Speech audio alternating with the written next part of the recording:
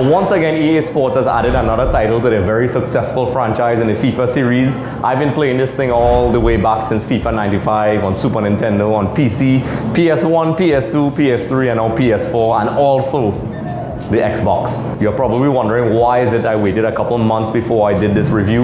It's because mainly when you first get the game, you're excited, you like everything, and the enthusiasm makes you blind to some of the flaws that takes place in the game. I waited a couple of months. You have to play a whole bunch of things. The career mode, you need a couple of weeks before you can really say what's going on in the game. So we're going to start things off with the pros, and here we go. So let's start off with the pros, shall we? Number one, the career and manager mode is one of the newest things in FIFA. I was not a huge fan of it in the beginning, I'll admit. When they introduced this aspect of the game in FIFA 17, I was like, I don't know, it's probably another cash grab. I thought it would have been done really poorly.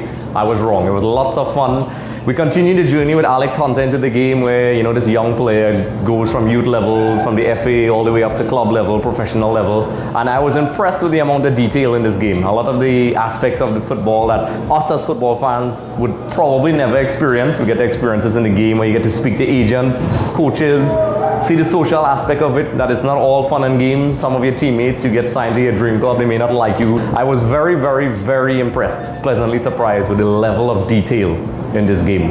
And not just at the playing level. I mean, you get to interact with the coaches, the assistant coaches, the agents. The contract negotiations are very detailed, and also they have some very cool cinematics where you could walk around, and they actually use authentic player faces. So you are speaking to Jose Mourinho, you are speaking to Pochettino, you are speaking to the agents, and I have to commend EA Sports for going into detail with this thing because it's really fun. It came out in FIFA 17. I was skeptical, as I said at the beginning, but eventually FIFA 18 expanded. The journey continues, and it's a bit more detailed. I'm still playing it right now.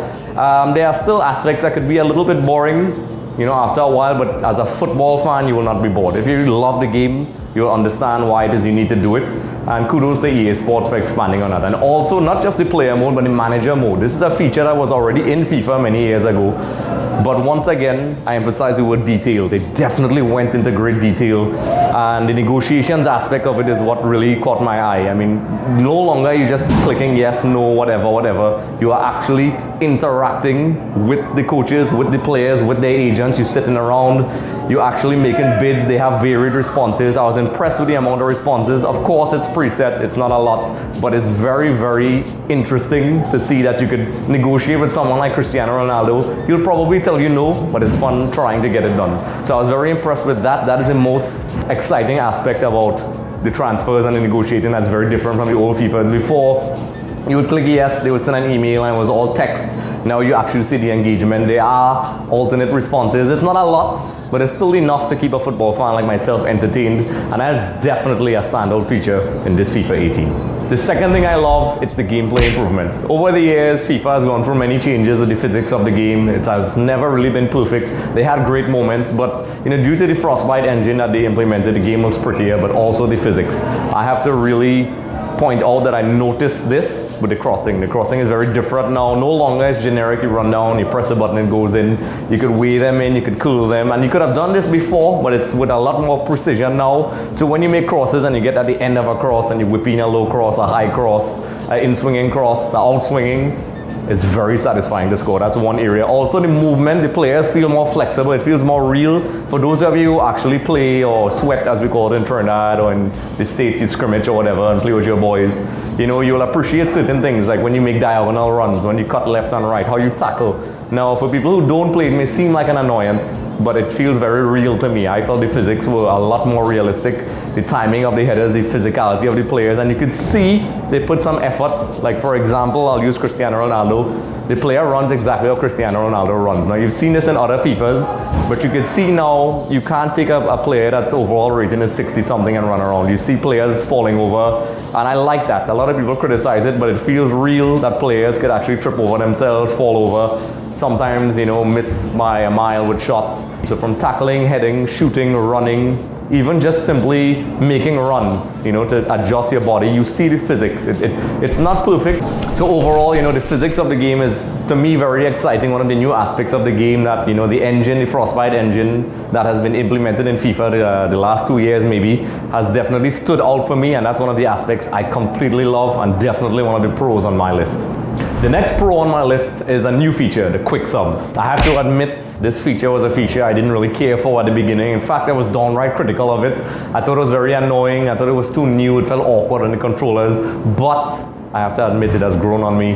The preset quick substitutions, as they call it in FIFA, is a pretty nifty new feature where all of you who play FIFA could relate to this. You're playing FIFA and in the middle and the most inopportune time, someone pauses the game to make subs. It is very, very annoying. It drives you crazy. Nobody likes to do it. It pisses you off and it kills the momentum of the game sometimes. And a lot of guys, you know it, online, they use it strategically. They go online and they take forever to adjust. Sorry, they go into team management, adjust their tactics, spend about 5 minutes. This takes that away. You could actually have preset subs. You go into your team management, you select 3 players, and while the game is going on, you simply hold down on the PlayStation, it's R2, whichever button is designated for the console. You hold it down and it automatically makes the substitution without you going into the menu. I think it's a nifty new feature. I didn't really like it at first, and that's why I didn't do the review at the beginning of the season, but it's one of my favorite features, the quick subs. It's not perfect because sometimes you can make a sub that comes out at the wrong time, but at least you don't have the burden of just pausing the game. It keeps a nice flow to the game, but there's still the option if you want to stop it. So the quick substitution is definitely a feature I definitely like in FIFA 18. And now the cons. Something all FIFA players could relate to: goalkeeping mistakes. They have yet to solve this problem. FIFA has admittedly improved over the years. The goalkeepers are not as ridiculous as they were way back in '98 when balls used to roll between goalkeepers' legs. They would, you could drop the ball, they would lose it. Balls would just roll past them. This is not happening now, but it still hasn't improved where goalkeepers are still crashing into defenders, knocking them over. Goalkeepers are still kind of misjudging crosses. Sometimes they run outside and then they stop and then you cause a penalty. Sometimes the most straightforward shots goes in, the goalkeeper should save it. He doesn't. You literally have moments like, Jesus. But this is an area that FIFA continues to hit or miss with. They have not solved that riddle of the goalkeeper yet. The AI is obviously very complex. I don't pretend to know that, the coding behind this thing. The algorithms are probably insane, but this is an area that's very obvious. And I can tell you this, nothing is more frustrating than when you're winning 2-1, your goalkeeper runs out, you're having a perfect game, he knocks your defender over, and probably an inferior opponent just rolls the balls in, and you just can't do anything about it. So that's an area that I definitely think they need to work on, and a definite con for me.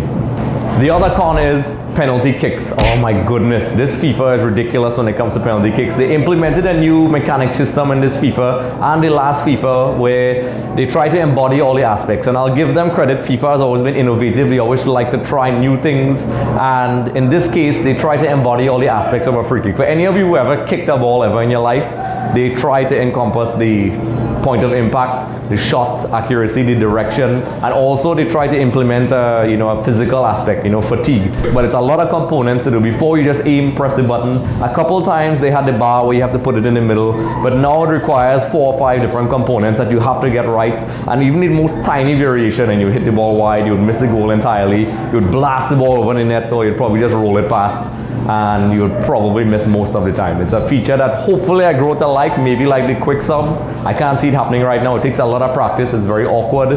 I understand what EA Sports is trying to do, and maybe the next time around I'll like it, but for now it is tremendously way too complicated, and it may take the fun out of the game. Some may argue it has leveled the playing field. Penalty kicks are no longer a sure shot, but it's a very huge problem. And that arrow pointing in the direction that you're supposed to score, it's ridiculous because you could take it out, but it kind of gives away where you're going to shoot, but it's no guarantee you're going to score. So the penalty kicks, ridiculous. Sometimes they tinker a little bit too much with things. It's very difficult to play against the computer. It's very difficult. I mean, you can be really good. That's if you're playing at world class, because there is no other class. It's difficult. It's very difficult. Sometimes it can be challenging. You just want to slam the controller down. Yes, like that. And it's very frustrating, but it's part of the game. Sometimes you play the career mode and the AI just decides to destroy you. And finally, the third con on my list, the officiating. Let's be real, all of us played football, we are fans of the game. Refs drives us crazy. In this game, it's no different. The refs are making a lot of mistakes. I don't know what the coding is for this, but something is very strange. All of you have played this game, and you all can comment in the comment section below and let me know this.